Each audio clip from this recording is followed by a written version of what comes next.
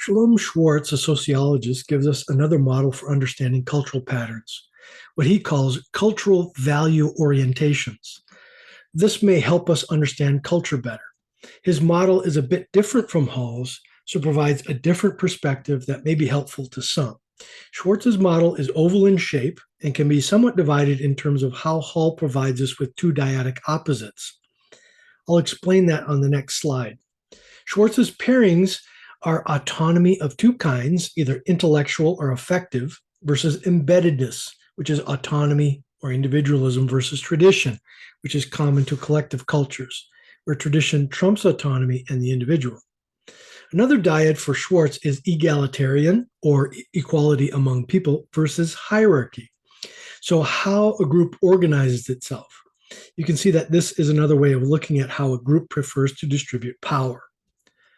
And another dyad, is in not so many terms, is harmony versus mastery, which describes the human group's relationship to nature and each other.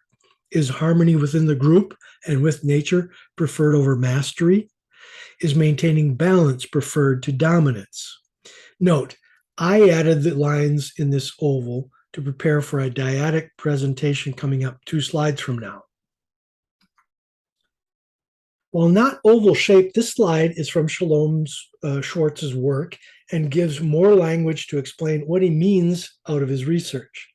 Things like affective autonomy and intellectual autonomy, as well as embeddedness, are easier to tease out from this chart than to intuit from the oval shape. If we take this and present it as dyadic opposites along a continuum, which is somewhat represented in this chart, we get the following chart.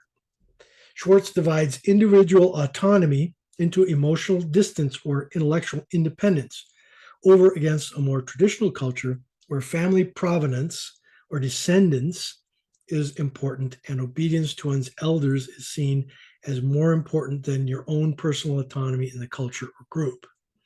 The other two continua I've explained earlier, and those get at organizational preferences and the distribution of power, as well as the group's attitude toward the people and world around them. Do you see yourself and your group as dominant masters over animals and nature, or does your group seek harmony or even subjugation to the elements of nature? These categories represent a different approach along with the oval shape of Schwartz's presentation.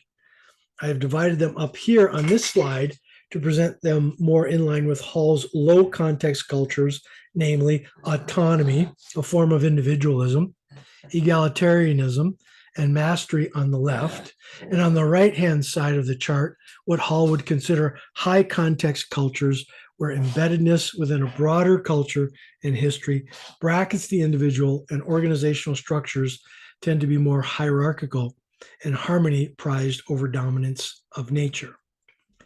Just as with Hall, Schwartz has some limitations.